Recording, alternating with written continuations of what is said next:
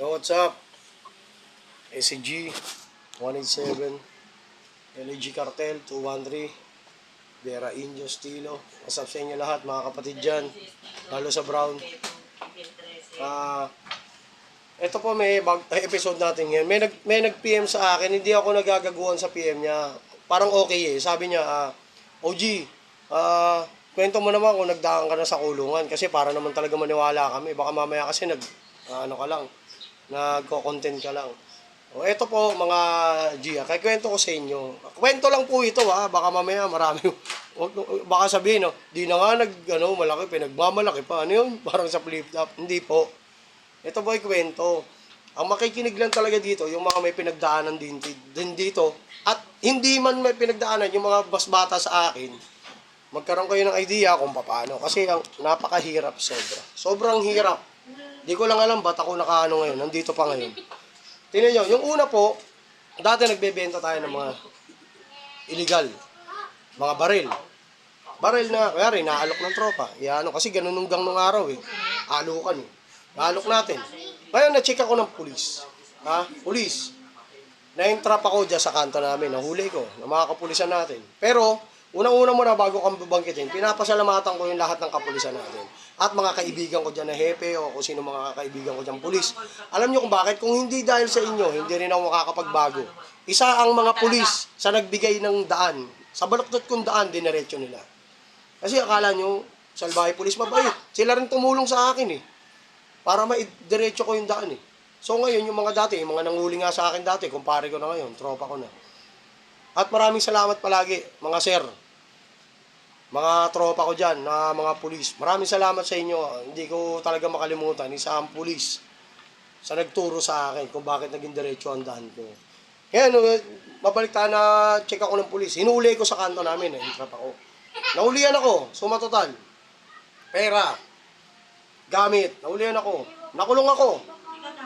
Kinulong ako. Suma total. Di-directa na natin. Kinulong ako. Pagpasok ko sa loob ng kulungan, bumubulong ako. Doon ko tinatawag yung Diyos. Samantalang nung una, na nasa labas ako, puro katarantaduhan lang ginagawa ko, wala.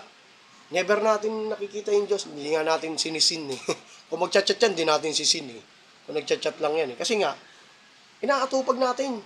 Yung kung ano yung meron nakikita tayo, kahit balagbagan yung move, kahit mga pang-illegal. Aatupagin natin yan. Alam niyo yan sa mga nagdaan dyan. Hindi lang ako yan. Marami tayo. Di natin inaatupag yung Diyos. Ngayon, nung nasa loob na ako, ito na, gipit, bubulong ako. Sabi ko, Lord, pasensya na po kayo. Kung ano yung nagawa ko, patawarin niyo po ako. Sana matulungan niyo po ako. Bigyan niyo po ako ng pagkakataong Panginoon. Ganun ang naging bulong ko. Magbabago na po ako. Ito namang Diyos, napakabuti. Napakabuti. Tinulungan ako. Nakalabas ako. Samantalang nahuli na ako. Pera. Yung mga nahuli sa akin may evidence. Ibig sabihin may evidence talagang kulong ako. Diba? So, kinasuhan ako. Wala naman akong pera pampiyansa. Diba? Ngayon, nagulat ako, nagkaroon ako ng pampiyansa nang hindi ko alam. May tumulong sa akin na tao.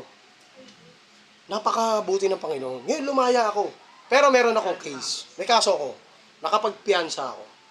So, yung kaso ko, dire-diretso. Dire-diretso Habang may kaso pa ako, paglabas naman ni SCG, ito na naman. Sige, larga na naman. Benta na naman ng kung ano-ano. Pero hindi pa ako nagbebenta ng drugs, Benta na naman ng mga bakal-bakal, kutsilyo. Nahuli na naman ako. Kasi check na ng pulis, Talagang kung nagbabago kayo, sabi ko kasi nagbabago na ako. Check ngayon ng pulis. Ito na naman. Pagpasok ko naman sa loob, bumubulong na naman ako. Sabi ko, Lord, pasensya na po kayo. Umulit na naman ako. Sana po mapatawad niyo ulit ako, boss. Magbabago na po ako. Ganun ulit ang bulong ko. Lagi ako bumubulong pag nandun. Paglabas na naman, hindi mo na naman yan. Wala na naman yung Diyos. Hindi na naman yung pinapansin. Banat na naman tayo sa street. Sige, ito. Larga, benta. Nahuli na naman ako. Pangatlo. Nahuli na naman ako. Hindi ko na kung kailan.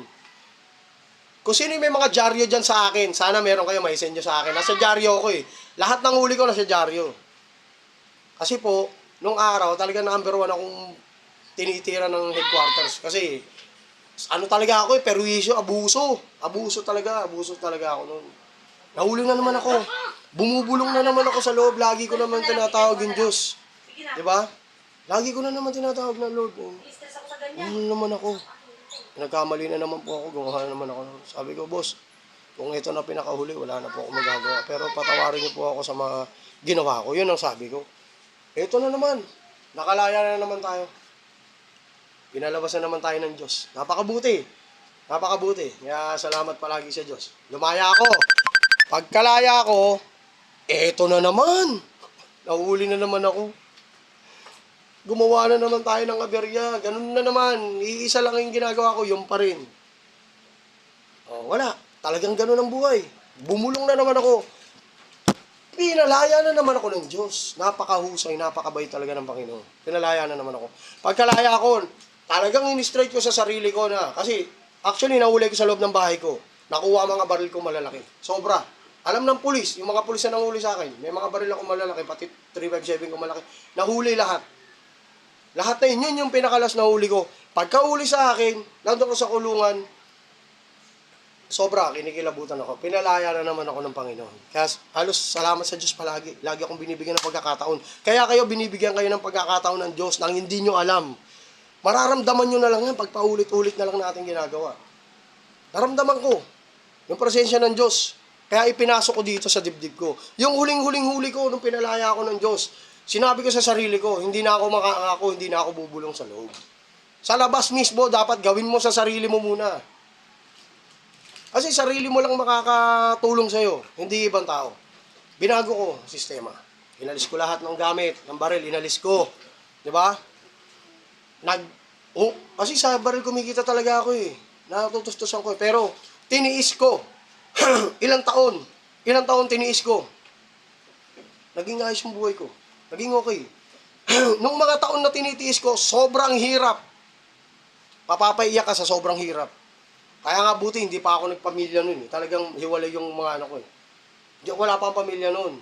Actually, may kinakasama na ako si Manilyn. Nung time na ko yan. Tinutustusan ko yung taon nang hindi ako umano ng illegal.